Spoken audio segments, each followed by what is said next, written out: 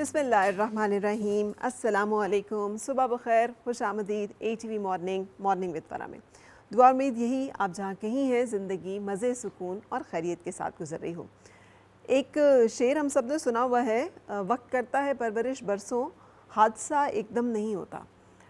कोई भी ऐसा मामला जो कि हम समझते हैं कि अचानक हुआ है, वो किसी इंसान का रिएक्शन हो या कुछ भी हो, वो एकदम से नहीं होता। हमने बचपन में वो एक कब्बे की, प्यासे कब्बे की मिसाल तो सुनी हुई है ना, कि वो किस तरह से एक एक कंकरी जो है वो पानी में डालता रहा और पानी का जो लेवल है वो आहिस्ता आहिस्ता बुलंद होता रहा और फिर एक कंकर आखिरी जो उसने डाला और उसके साथ वो वहाँ तक पानी आ गया कि वो छलक गया और वो उसको पी सका।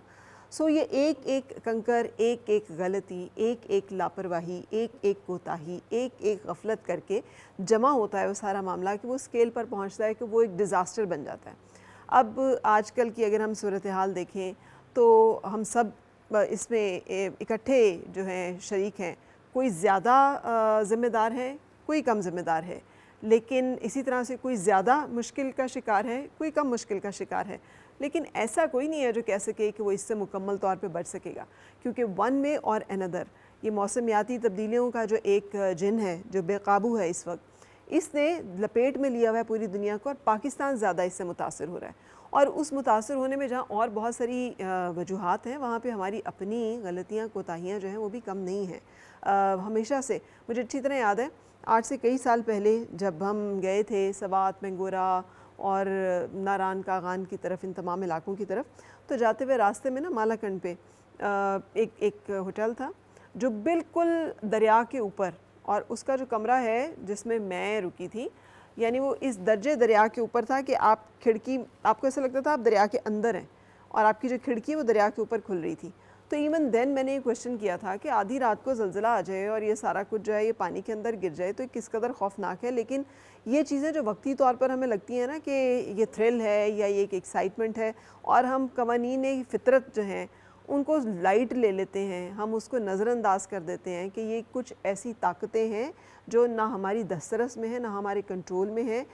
ये सब अल्लाह ताला की वो फोर्सेस हैं, वो फोर्सेस ऑफ नेचर हैं कि जिनका अपना एक तरीका है। तो हमें इनको रिस्पेक्ट करना है, और अगर हम इनको रिस्पेक्ट नहीं करेंगे और इनके अकॉर्डिंगली नहीं ज़िंदगी को चलाएंगे तो फिर उसका नतीजा किसी न किसी तबाही की सूरत में होगा। अब जो कि हम जिस मुसलसल साल से जिस तरह तवातर के साथ यके बाद दीगरे, कभी खुश्क साली है, कभी मानसून की बारिशें ज़्यादा हो गई हैं, कभी अचानक ओले पड़ना शुरू हो गए हैं, कभी फ्लैश फ्लडिंग हो गई है, कभी तबाही हो गई है, या कोई खुदा न खास्ता ज़लज़ला आ गया है, तो अब हमें बहुत एहतियात के साथ अपनी बिल्डिंग्स बनाते हुए, अपने इमारात को, अपने शहरों को, अपनी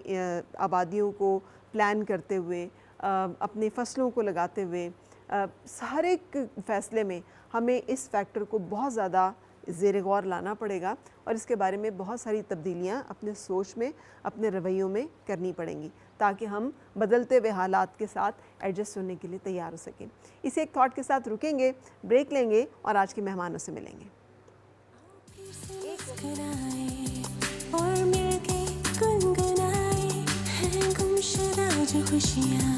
सारी वो ढूंढ लाए, आओ फिर से मुस्कुराए,